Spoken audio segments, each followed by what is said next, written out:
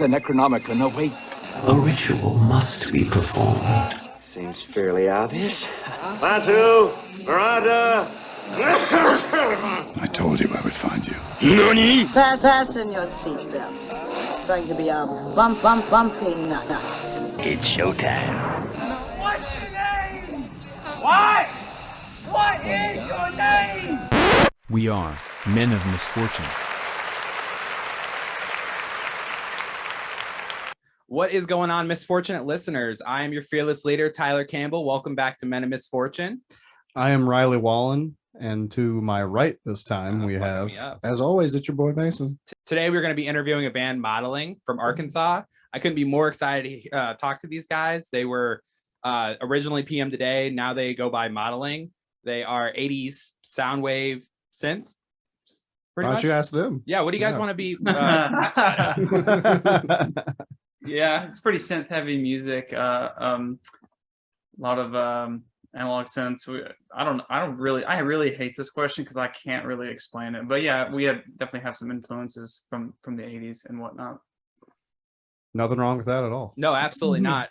Your music video, Lodestone, Nothing Unexpected, definitely shows your guys' influences hardcore. I mean, it is it's a beautiful music video. I mean, I love the whole aesthetic, the sounds, it's great. Yeah, that was actually one of the things that made, so when I was watching the visualizer that you guys uploaded, when I saw a CRT on there, I was like, all right, I got to talk to these guys because I'm like absolutely fascinated with anything retro tech. I have CRTs at my house. I have a Super Nintendo collection. I'm all about old school tech. I actually dabble a lot in analog synths myself as well. So I was gonna ask you guys what ones you used on the album and everything too, because I identify a lot with what you guys do, at least with what you use and what you're inspired by. So I think that's really cool. That's really cool that you recognize that and that you're inspired by those things too. Because yeah, I love all that stuff.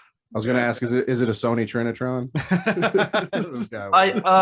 No, it was what is it? It's some, I don't know. It says Apex on the TV actually. Yeah, that's the name of the brand. Apex. I do have the Trinitron though, like a smaller one that I used. I think that's what he's talking about with the visualizer. Oh, with the visualizer. Yeah, that one. Yeah, I did use it for that. Yeah, I use a smaller TV when I do like the little glitchy stuff. Yeah. So you did all that yourself? Yeah, we did all the visuals ourselves, everything, nice. music video Awesome. and stuff. Yeah. So when it came to recording, I mean, you guys are 100% on you guys, right? I mean, there was no other. It was just you guys, you three, just recording everything, right? Right. Yeah. So what was that like? I mean, you guys were a part of Rise Records when you guys were part of PM Today, right?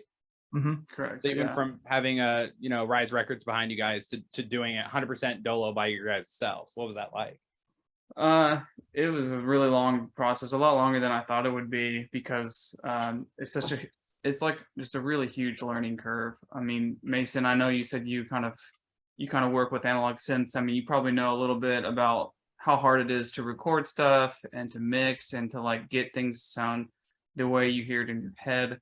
So that was the biggest hurdle, is learning everything. And a lot of the learning happened whenever, we quit PM Today, and then a couple of us went to school in Boston for music. And, we were going to go there for music performance. We were really into like our instruments. And that was a big thing in 2011, 2012.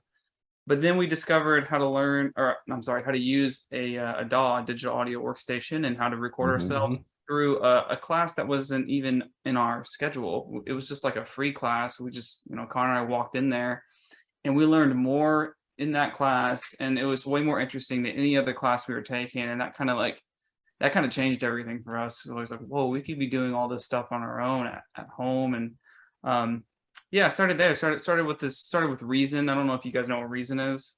Definitely heard of it before. I've dabbled in Reason. Yeah, we started on there, and then we made the move to Ableton, and it was around 2014 is whenever we moved back from Boston, to Arkansas, and then from then on we've just been like watching YouTube videos and just doing it all of ourselves. That's really inspiring, honestly. Yeah, thank God for YouTube. You can pretty much learn anything on that site. So absolutely. So what was it like going from a prog rock band to a synth style band? I mean, crowd wise, I mean, you guys are back on doing shows since COVID. You go from like moshing and screaming and heavy playing to very relaxed ambient music. I mean, it is like music to the soul pretty much. I mean, what was it like? Honestly, a lot of our shows, the last show we played was exactly like there's moshing. It was the same thing. It's really not the art music. It's not the art music though, but yeah. The crowd is definitely different. We're not, I don't even know how to explain that. I mean, I like that question. That's an interesting thing to think about. And it's something that I don't think we've thought really hard about, but for some reason, I remember more PM Today shows where people were actually just standing around. Like, it kind of feels very you got the cool kids standing around, just arms crossed, lobbing their head up and down. So like I feel like it doesn't feel so much different because in PM Today I feel like we played to a lot of people that were just like literally just standing there. And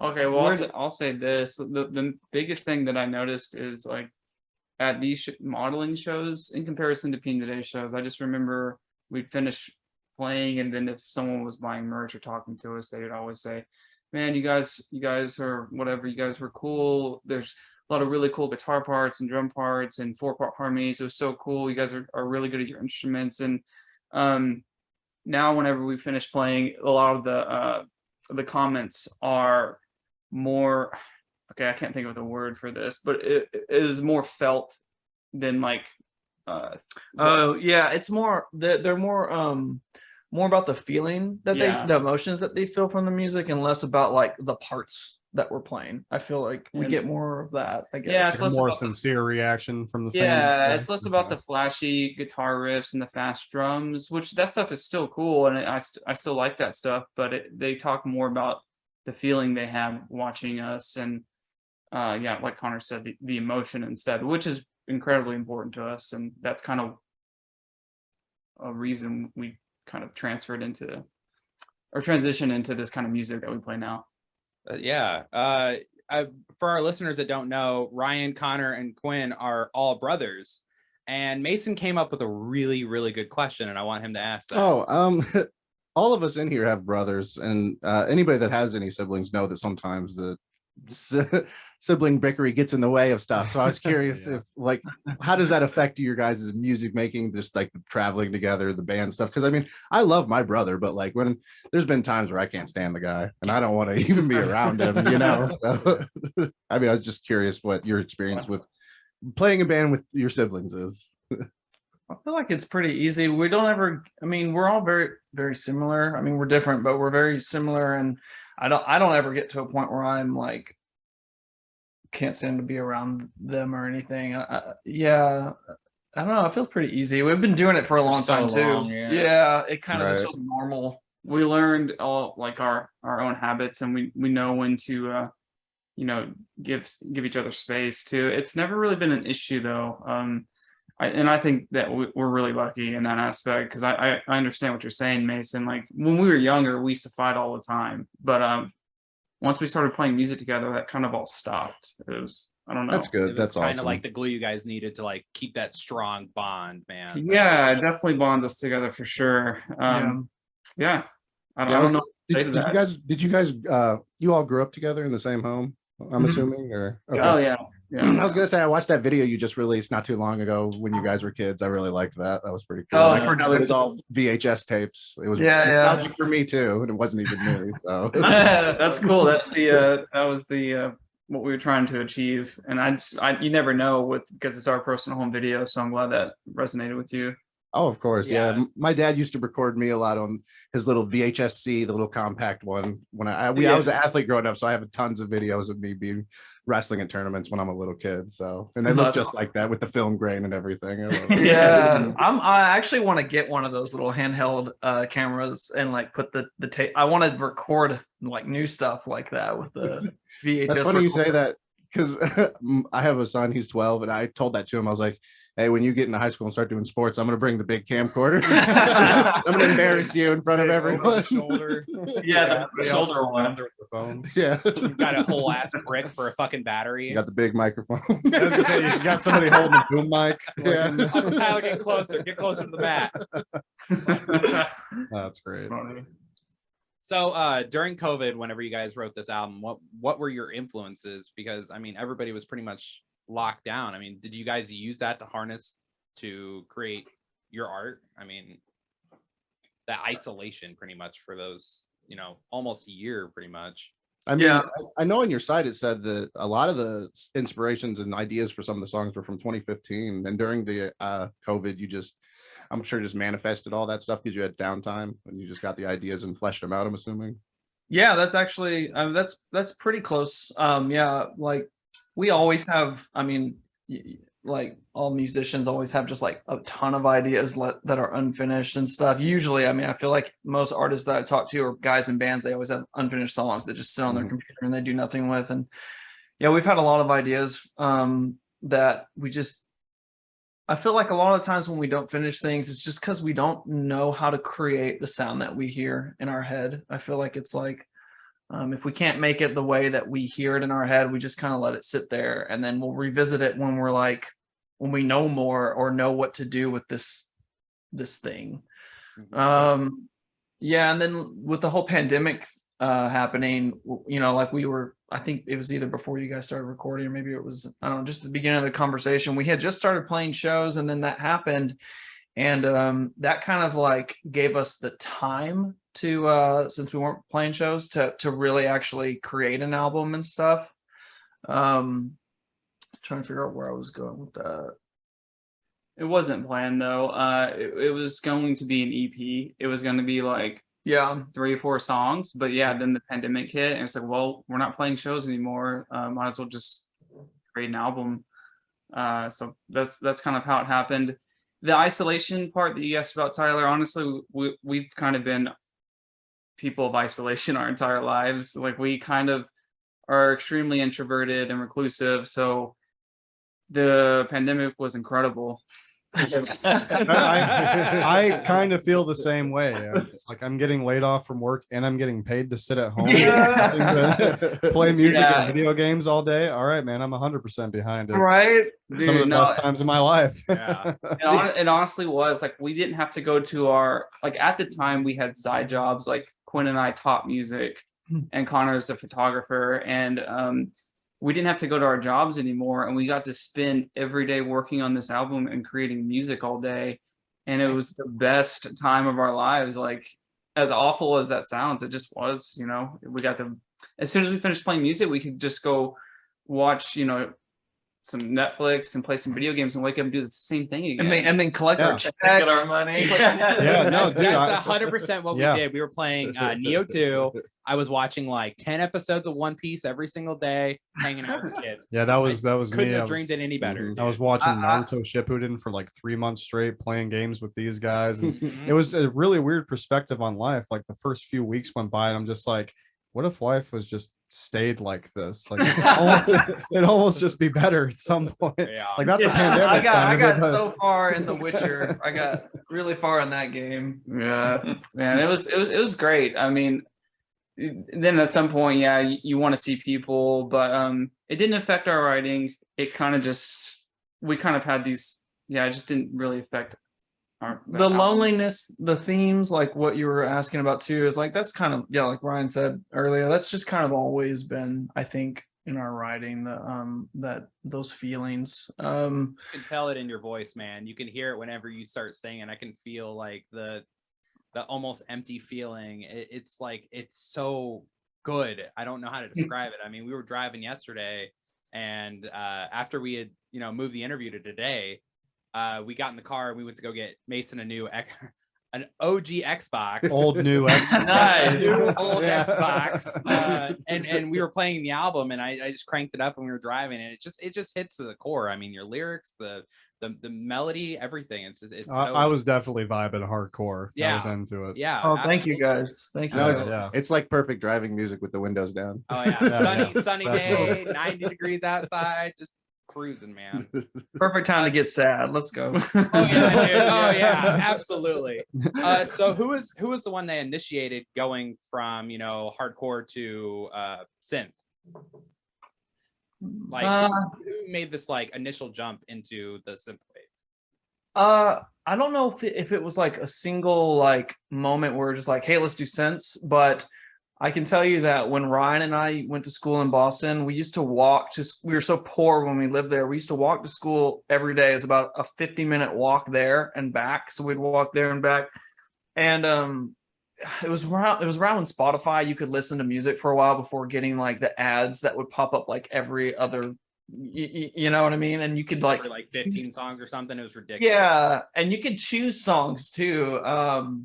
And yeah, I remember we were listening to electronic music because it was just a genre that we never got into. And we discovered a guy named John Hopkins, who is like an English composer. And his music was very synth based, and it was very inspired by like, the album we got into was called Immunity, which was very inspired by like film, because he had done film scores. And so just the merging of those two sounds, like electronic music and film score type music, really, I guess, changed our perspective, and just it kind of opened my eyes to a lot of possibilities. And his synth sounds on that record are just so cool. They're so cool and so detailed, and just like, man, that is such a great record. Still, we listen to that record still today. Yeah. It's like 8 years old. Yeah, it came out in 2012 or something. 13, yeah. 13. Man, yeah, that's a great album. I think that kind of pushed us in the direction of synths. And yeah, I think at the time, like, I mean, one of the cool things about synthesizers, or what I found cool, what I liked about them, even though I don't really play synth, but I have like my own synthesizers and drum machines for producing, is like you can make anything on a synthesizer. You can make any sound that you can possibly think of. It's just super. I always compare it to a video game or like Minecraft or whatever, or something. You can just create anything if you know what you're doing. I was gonna say, yeah, you can basically just run MIDI and create any sound out of it if you wanted to. Yeah, you could sculpt anything. It's not just like an acoustic drum set where you have just those sounds. You can kind of just, it was just very cool. Like, you can just make anything you want. So that was. I'm assuming you do you build your own with a Euro rack? Oh my God, no! We're not that. You're not that. We wouldn't have any music out. Yeah, we would have nothing. You can't. Just learning how to use just learning how to use an analog synth in general, just a regular like analog synth, like that took so much time to learn, like just how to make a sawtooth wave sound like interesting, like. Well, a lot of them too, you have to tune, you have to micro tune them. They're not actually in any key or anything. They just make sounds. So yeah, I understand. I empathize. Yeah, I mean, we really need to. We really try to balance it. Like, we're not really good at any of our instruments because we like to spend a lot more time writing and producing.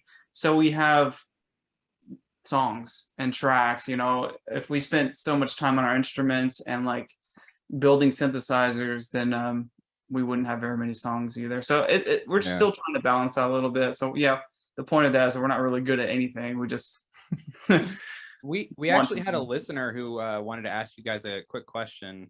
I'm trying to find what pattern. They want to know about pattern. I don't like. The second I posted it, I got an email. They're like, "Hey, can you ask him about pattern?" I'm like, I haven't heard this one.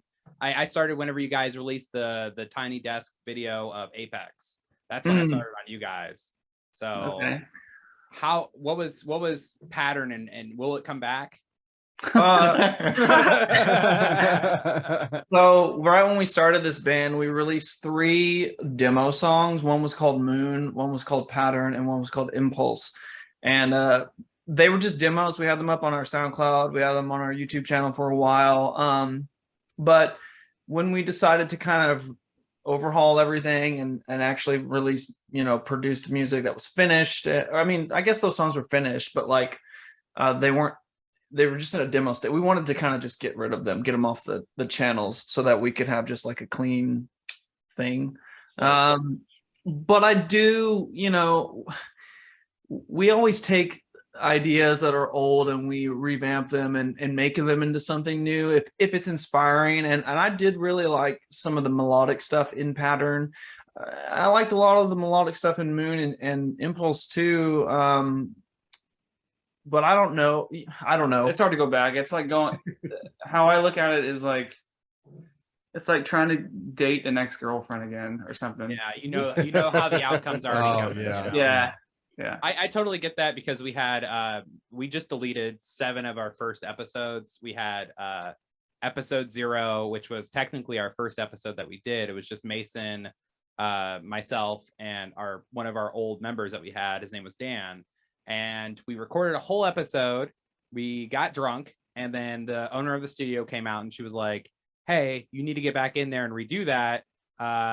It didn't record. There was some kind of update. Oops. So we had to go back into the studio. At this time, we didn't own any kind of recording equipment. Like, this is all us right now, pretty much. And she was like, I need you guys to go back in there, re-record. I'm like, Alonda, we are drunk. Like, we don't want to do this. So she was like, well, you have to. It's for the radio station. So we got in there, we did it. And we didn't have like our own setup. So basically from like episode 7 was when we got our studio and like started putting everything together and started buying our own equipment.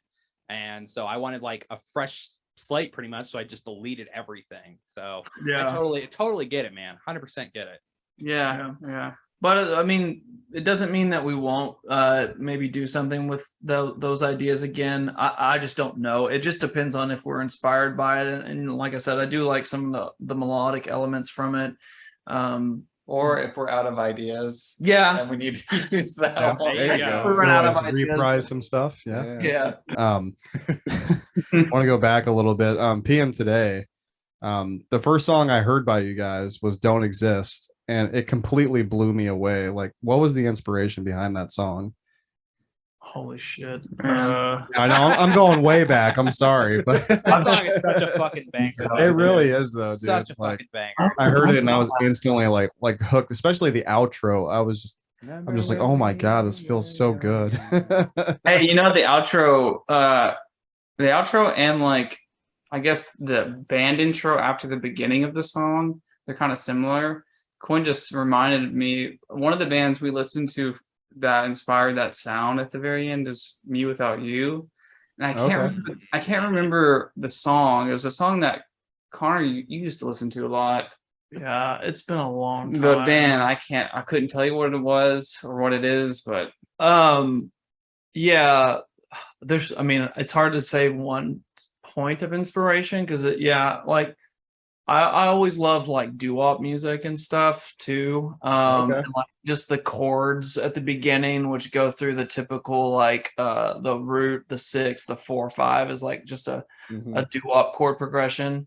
I listened to that a lot around that time. I guess like the meaning behind it, man, that was so long ago. I mean, I know that I was depressed a lot, and I had just gotten out of a relationship, and I remember feeling, kind of similar feelings, feeling alone a lot. Similar themes. Yeah. There's, I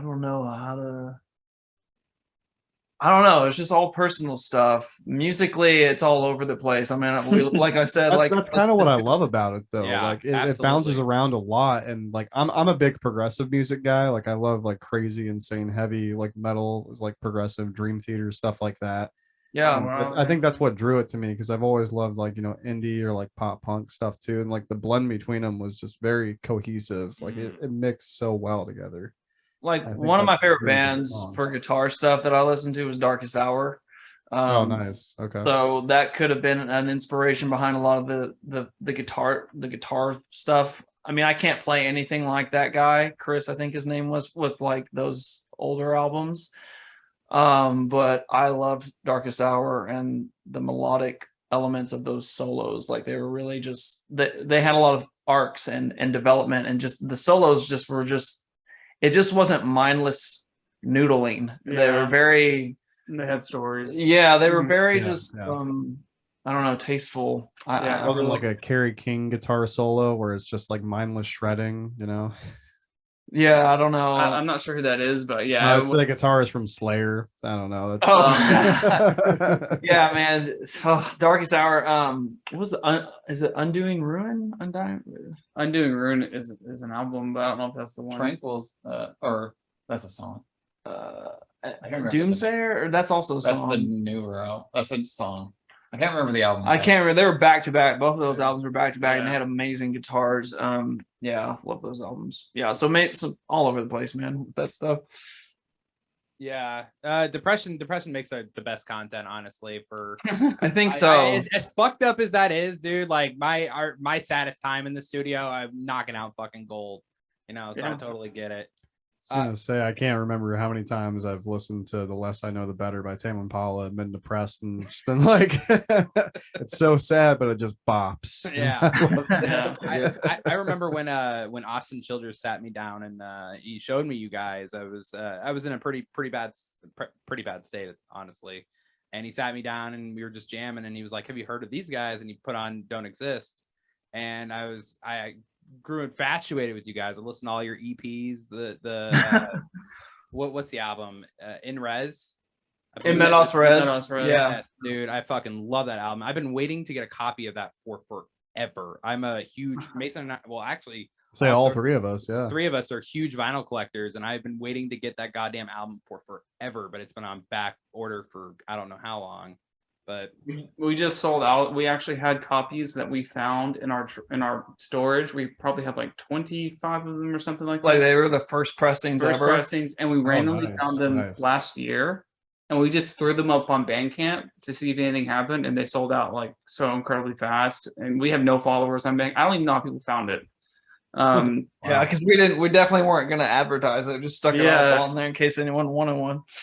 But yeah, we just got rid of all of them. So yeah, I was gonna say Mason was on your website yesterday, and he saw that all your merch is gone. I mean, this is incredible. Like all your shirts are like out of stock. I saw. Oh, on our Bandcamp store. Yeah. Oh yeah. The three that we used to sell. Yeah, those are all gone. They're all gone. We have some new ones that we just got for this release that they're not meant to be show exclusive, but they have been. Yeah, just because we haven't taken any photos of them and thrown them up on the store yet, but we have some new stuff that we're going to put on there. Yeah. Okay, cool. I was wondering that because I could tell that they were older. I just thought it was cool that they were sold out, I guess. Yeah, whenever you guys get those in, let me know. I will definitely jump on one, man. I would love that. For sure. The modeling stuff or the PM Today thing, or what? Either one, honestly. Okay. I ordered both vinyls. I've got the modeling one. That's going to be September, May. I think it's May 2023. Yeah. It might be sooner, actually. If this new company or whatever, I think it might be a 6 or 9. We'll see. We just said that's like a safe. Right. Oh yeah, no, I totally get it. So what happened with it? It's just back ordered.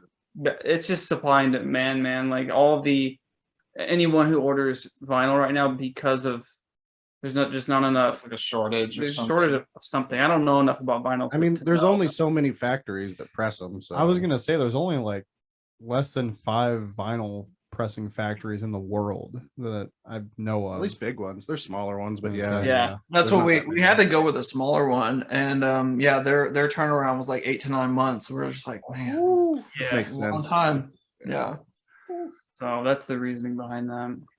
But thank you for pre-ordering it. Yeah, absolutely, man. Absolutely. I could not wait. The second I heard Apex, I was in love with you guys. I was praying that you guys would get on Tiny Desk, man. I'm still waiting for it, dude. I'm still waiting for it. We never win anything, man. Hey, part of the reason, well, I'm not saying we would have gotten on there, but we forgot to even record a desk. Like part of the submission process is you have to show like a video clip of the desk, and we got a desk out. I just forgot to record it on the camera. We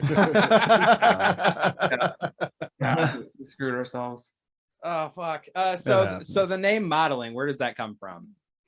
Yeah, so that comes from this poem book that I have called The Art of Struggle. It's by a French poet, and I always butcher his name. I always look up how to pronounce it, and I just forget, but it's like something Michelle Welbeck or something like that. But if you just look up The Art of Struggle, whatever poem book, it'll pop up and tell you. But yeah, he used that word in one of his poems, just talking about how people, as they grow, they and it's a very sort of cynical outlook, his poem about how people model and shape themselves based off of materialistic things, and how they just continue to do this in a cycle until they die.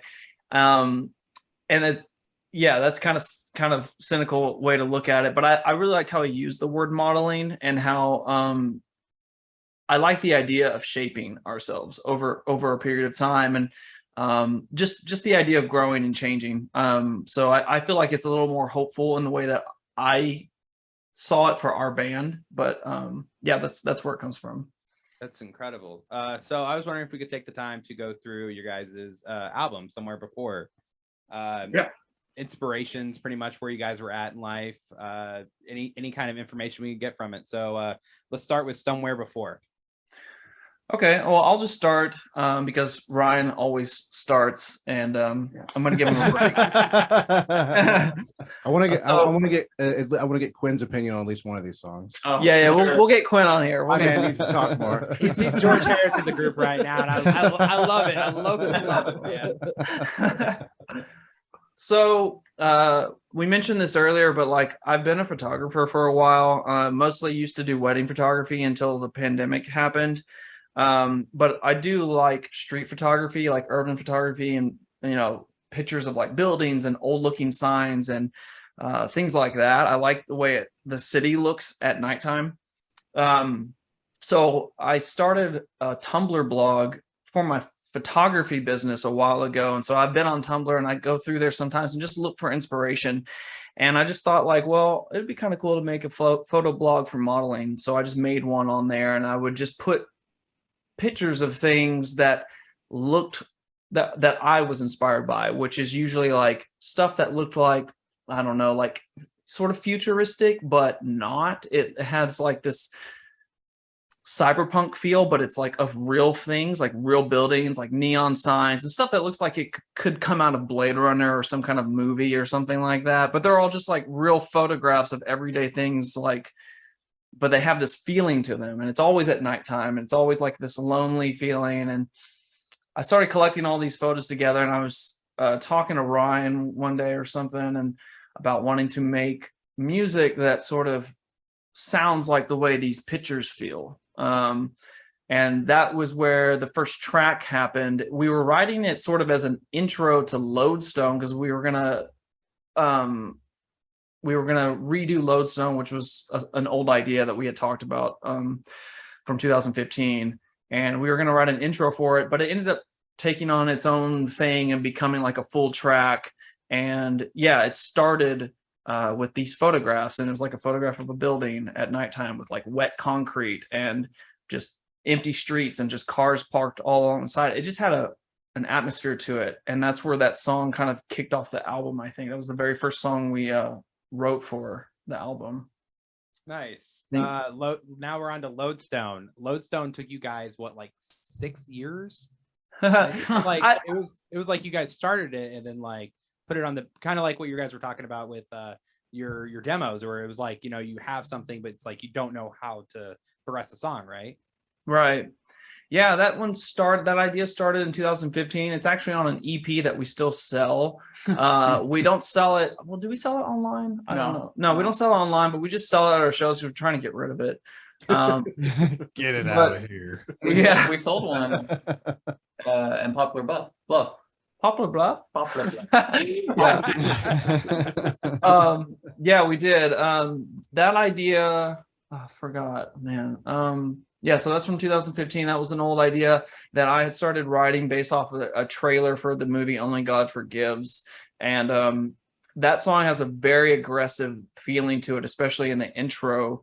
And yeah, it was inspired by a relationship I was going through at the time, where how like in most relationships when they're just starting, you're kind of like in your little bubble with the person that you're with, and it's almost like you're in that what do you call it, that phase? Honeymoon. The honeymoon phase. And like there could be all this like terrible shit happening on the outside of whatever you're going through, but you're just kind of like in this little bubble with this person. And that sort of represented the relationship I was in at the time. It was kind of in a dark space mentally and what was happening on the outside, but we were just like in our little bubble together. So that's where the aggression comes from, I think, from the beginning of the track, and how it goes back to dissonance at the end of the track. And then the middle is sort of like this like romantic sound, I guess you could say. So that's where the idea came from. We didn't know how to like really make it into anything until later. And that's my inspiration on it, like the meaning of it. But Ryan can tell you, like, you know, some of I'll the just sonics. go through it quickly.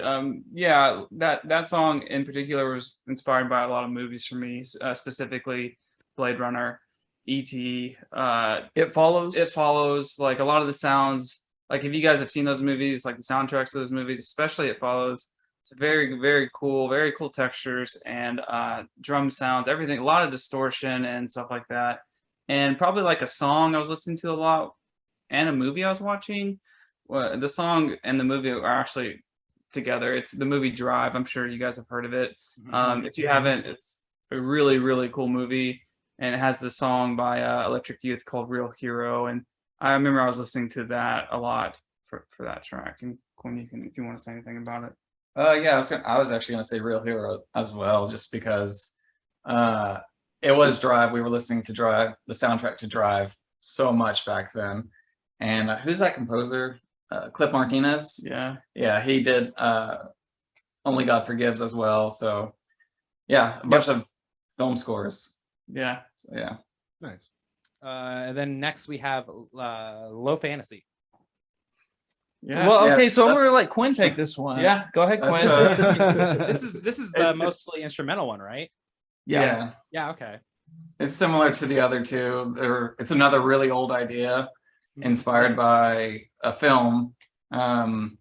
It's Under the Skin. Have you guys seen that movie with Scarlett Johansson? I feel like I've heard of it. It's a really good movie. It's like a psychological thriller. And I think it came out in like 2014. So that's kind of when this idea spawned as well. And it was just like a subdued version of the song, very soft and mellow. And the idea behind it was it was about the fictional appeal that we give to like regular things we do in life as humans. Because in the movie, she's like an alien that's trying to experience human things. So I just really sympathize with that and connected to it. So yeah, that's why it's called Low Fantasy, like these magical things happening in everyday life. So that's cool. Yeah, it's a really old idea. It went through so many transitions and changes before it made it onto the album. But yeah. So how long does it normally take for you guys to like sit down? I mean, you obviously you go through your process of hearing a song and you try to find that correct sound. I mean, how long does it normally take for you guys to find that like right on the mark sound? Well, it really just depends, because like for like Lodestone, like we started that and we were like, we don't know what to do. We didn't know how to like make it a certain thing. We don't really sit there and try to figure it out. We just throw it away and come back to it later and see if we're inspired by it with what we know now. So like, yeah, for that one, like you could say that took like 5, almost 6 years. But we weren't spending like 5 years trying to make on it every single day. Like 5 years. Yeah. We're gonna get the song. 50,000. Sometimes it felt that way, but no. Yeah. Yeah, that goes back to what you said with like a lot of artists, including myself. I do just drawings and stuff like that. My sketchbook has more like half done drawings than like completed ones, you know, because sometimes you start it and you like you said, you just don't. I don't know. I don't feel how to finish it yet. And then when you come back later, you might have a different perspective on it. That's exactly how it happened. Yeah.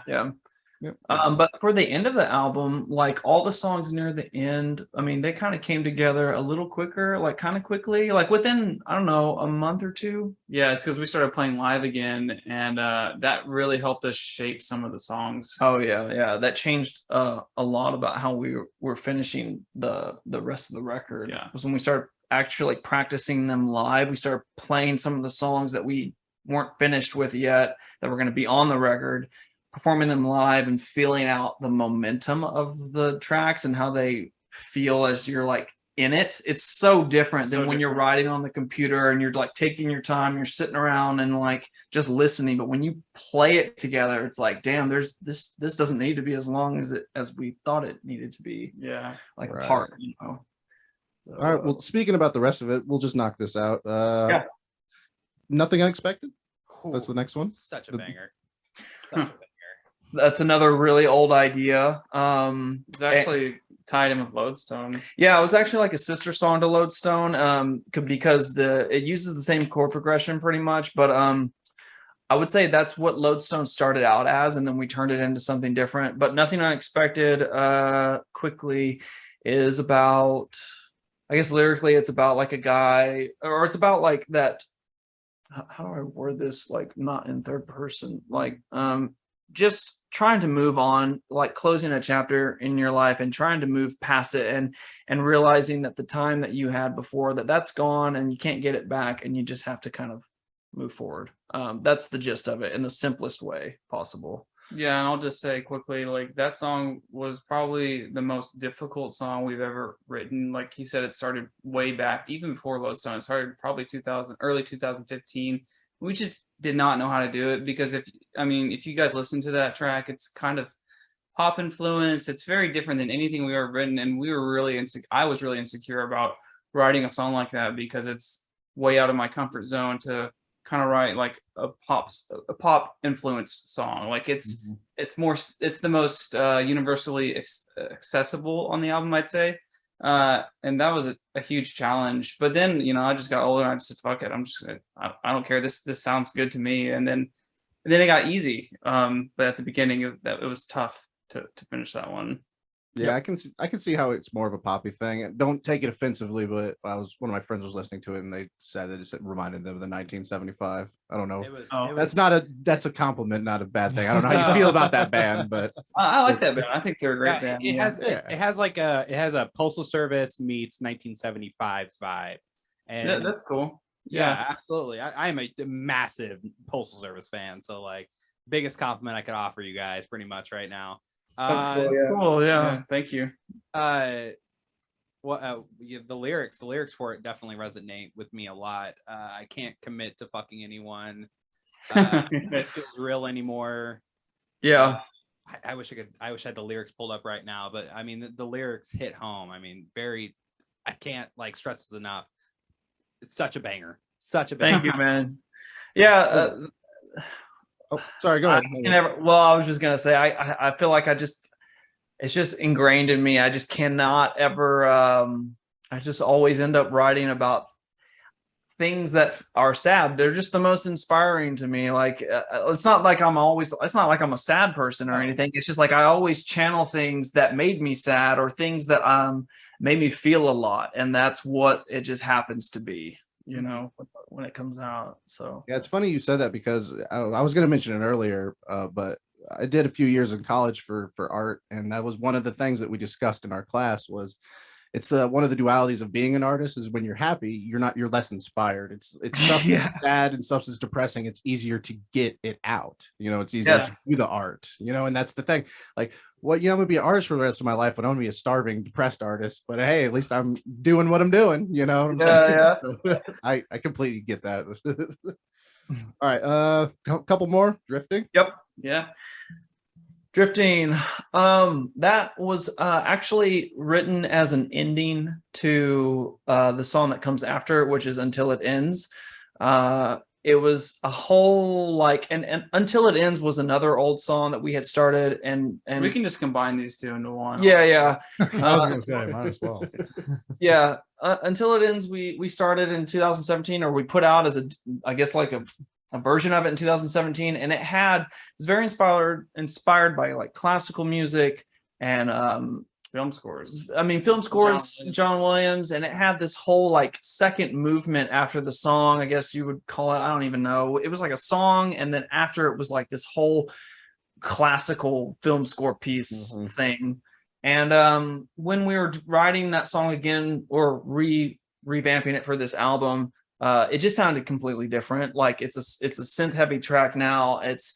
It's got a lot of push and momentum. It's just a very different track. And when I tried to incorporate the second half of it into the song, it didn't feel right. It just didn't feel right. I couldn't get it to a point where I was like, this just doesn't make sense with this track anymore, the way that we've, redone it and everything. So I just took a blip, like a little piece out of the second movement, and created a new song with it that felt to me like, again, more sadness. But like for us, music is like a therapeutic thing. And a lot of the times when we're writing stuff, it is to help us get out these emotions that we feel, or like for me, and I think for them too, but like it is to help me just kind of like cleanse some of these things that are in my mind, like purge them and get them out, and like just help me just get to more of like a neutral state and just feel like, I don't know, so I'm not feeling so heavy all the time. But yeah, drifting, it's kind of like, I guess, about feeling lost and not knowing where you're going. Ironically. And then my favorite one, Remnants. Oh yeah, that was the last track that we finished, and that track was very strange because it was going to be just this recording of the same song before that until it ends. They're all kind of coupled together, honestly. It was a part in that song that Connor, it was this big string section. It was a big like thing we wrote for strings, and then he recorded it onto this really tiny mini cassette tape recorder. Nice. And it just sounded like crap, but it was awesome. Like it just had such a vibe to it, and it's like, let's just make this a track, because you could just listen to this with your eyes closed, sitting on a beanbag with some headphones, just like in your room. But like something happened in the process of it. I don't know, like we were listening, Connor was showing me a lot of these like bands that he was getting into, like a lot of shoegaze music and a lot of like My Bloody Valentine. But one of my favorite bands that I feel like I never hear about, they're from New Orleans. They're called Belong. And it sounds like they're inspired by My Bloody Valentine, but it sounds different to me. It's just like, it's like a wall of noise. It's just like noisy rock, distorted shit, and feedback. Yeah. And just the drum, like a lot of times the drums on those recordings are pushed back. They're not so like loud and heavy and in front, like, with like Slayer or like Dream Theater. Like those drums are, they really hit hard and they're up there. And on this music, the drums are pulled back. It's like, wow, that's really interesting. It sounds like the music is so chaotic, but it's almost soothing to listen to, which is a very different for me. I was like, that's an interesting way of listening to music. And I don't know, I was listening to those bands all the time, and I just threw a drum beat on it on that same like recording, because I was just hearing it, and it kind of changed the course of that song. And then that's kind of how it happened. And then it was off the cuff, we just did it quickly, and it's kind of a standout track because it's so different from everything else. And that's cool that you like that, Mason. Like I always find that interesting. Yeah, I like it because one of my favorite genres is like kind of like, I don't know if heard of Boards of Canada, but it's like it's like bit crush kind of industrial noise with the beats. It's repetitive, but they slowly change it. It's with like a lot of filters and pedals and like more analog gear. And like that's what I love about it. They have a lot of cool sounds. Yeah. Yeah. That's why I love that track's my standout. I like, and it's funny you mentioned like closing your eyes and listening to it, because like a lot of people, when they hear that song, they might get a lot of anxiety. They might like it make them feel anxious. Like I couldn't play my vinyls in my house when my ex-wife was around, because she got so anxious because it was just music like that. But I love it. I'll sit and close my eyes to it and just go to a place, so that's cool that you feel the same way about that. You should check out, if you like stuff like that, a lot of the noise, like distortion, feedback and stuff that really got me into, like, I don't even know what it's called, just noise music, was an artist called Machine Fabric, and he's from the Netherlands, and he just writes music that just sounds like crunchy. It almost sounds like it has no form. I'm sure it does, but it feels like it's just improvised stuff, and it's got layers of feedback and distortion. And it just, when I listen to it, same exact thing. When I would listen to it in the car with my ex-girlfriend, she would tell me I needed to turn it off because she was having a panic attack. But for me, it feels so good. Like I sit there and it feels calming to me in a way. Yeah, that's how I feel. Glad I'm not alone. Hell yeah, you're not alone either. Hey, that happened to me too. Like like the track before that, Until It Ends, you know, we didn't talk much about it, but that track for me, and probably them too as well, a lot of the influence came from the composer Steve Reich, and he writes really pulsy music. If you guys should go check him out. He's written some amazing pieces of art. And I would play that on our road trips, and it would just drive her crazy. It would just make her so anxious because there's these eighth note pulses for like for 20 minutes. And I'm like, it just made me feel so good and like I relaxed, but it made her feel so anxious. So like that's totally a thing. And I didn't know about that until a couple of years ago. So yeah. It's the intense, it's like the buildup that never goes up. I mean, it's great. Yeah, exactly. Yeah. So, yeah. So we got one more, increases. Yep, we'll let Cuinn start this one. Is that a play on word for the word increases? Yeah, it is. Okay. Just checking. That idea came because we originally had a song called Shift that we were going to put on the album. And by the time that we were getting close to recording it, I didn't really like the idea anymore. I didn't want to do it. So I started working on a new idea just because I was just trying to find a way to not put that song on the album. I didn't feel like it fit the album or anything. So yeah, that song came from, there was a quote by Robert Frost. It's something like, I can sum up everything I learned in life in 3 words, life goes on. And so I just wanted to make something that felt like a piece with a lifespan, or like a timeline piece, I guess. Mm-hmm. So it kind of feels like there's a clock in the piece almost, with the rhythmic stuff going on. And yeah, that idea was just inspired like last year, just last minute, because I didn't want to put an older piece on the album. Yeah, so yeah, he came up with the original foundation of all the rhythmic synths that you hear at the beginning of the song, and then he showed it to us, and then, you know, Connor and I, we collaborated with that piece of music, and that song was written live, like basically, like we finished that song from playing live shows, because we had a lot of structural issues until we started performing it, and yeah, that's kind of how it came together. And then Connor didn't think that a normal voice would sound right over this kind of music, so we kind of did this like harmony vox box with his vocals and made it sound robotic on purpose. Mm-hmm. That's kind of how it took shape and whatnot. And then at the very end, sorry, I was just gonna say one of the main reasons because that song has no chords in it. Yeah. So like I thought that you could make the voice be the chords, essentially, like, because there aren't any chords in it, or it could just outline some of the harmony that wasn't there.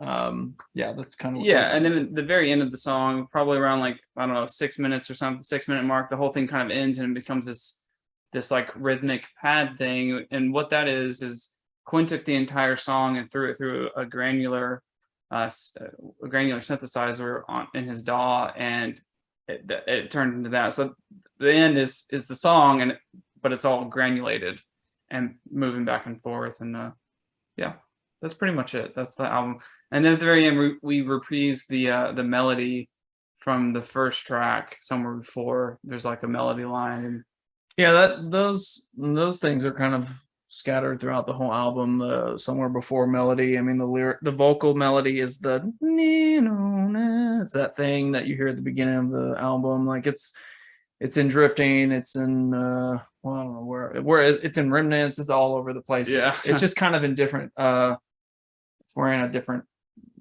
I don't know, mask. I don't know, it sounds different, but it's the same intervals. Yeah.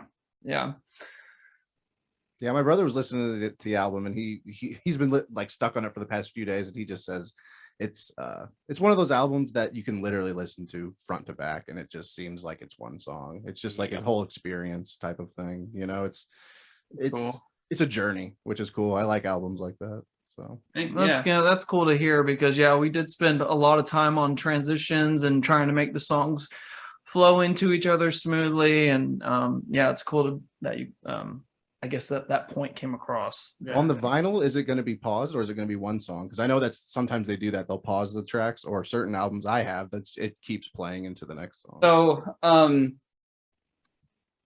I'm assuming it'll be like a cassette tape. We have cassette tapes now, and the first side is 4 tracks, and the second side is the other 4 tracks. And there is the only pause you'll have is once you flip it over. Nice, that's awesome. Continuous thing. That's cool. Nice. So the We name, hope. We'll see. Somewhere before, where did you guys come up with that? I mean, to mark your first album as this band. Yeah, I think part of it, like I said, a lot of the inspiration for the photographs, they feel, I was very into like retrofuturism, which is just like the idea of the future from people in the past, what they thought the future was going to be like Back to the Future, thinking there's gonna be flying cars. Yeah, I really like that idea. And so but then also, so there's that fictional thing where it feels like a sci-fi movie, and then there's the realism part of it, where it's like literally stories from our past, my past, lyrically, things, you know, also the old ideas of music, bringing them up, and it's part fiction and part fact, and I just felt like, yeah, it feels like a time, like another time, like something from like a past time in our lives, either a fictional one or a factual one. So yeah, that's kind of what I guess inspired that name, because you look at these photographs, and we have a blog on our website, and you look at them and they feel like, or I feel like they feel like a place. They feel like a world that is separate from where we are. Even though these photographs are taken in our world, it just feels like some other time period or something, and it's just very magical to me when I look at them, and I just hear sounds when I look at them, and I just, yeah, so that's where that came from. I mean, that's pretty cool, because I mean, awesome. you just describing it, just seeing the smile on your face, it feels like you're there right now. Yeah, I mean, yeah, I mean, just watching you just like light up just talking about this, you know, I can see it, that you're like picturing yourself where and how everything was going. I mean, it's really cool. Yeah, you said retrofuturism. I've never heard that. That's cool. I like that. But I think we're gonna go ahead and close off. Oh, okay. Go ahead. So we're at the end of our show. Is there any places you guys can be found? I know you guys have some upcoming shows.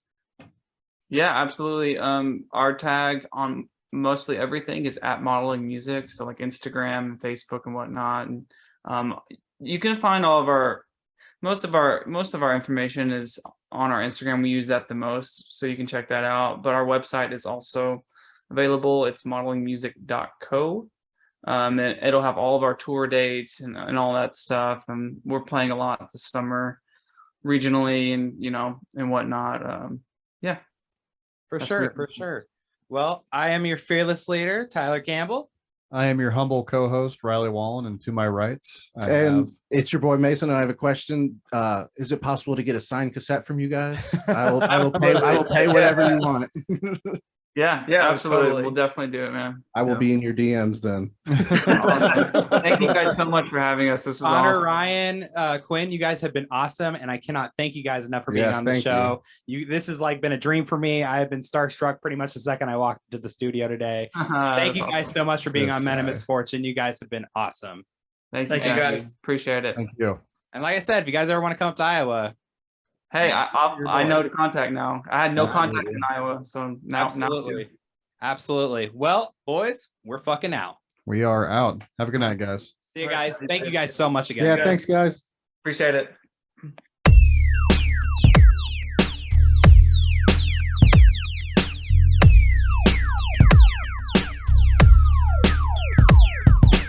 Thank you for joining us. Remember, always listen to Mom.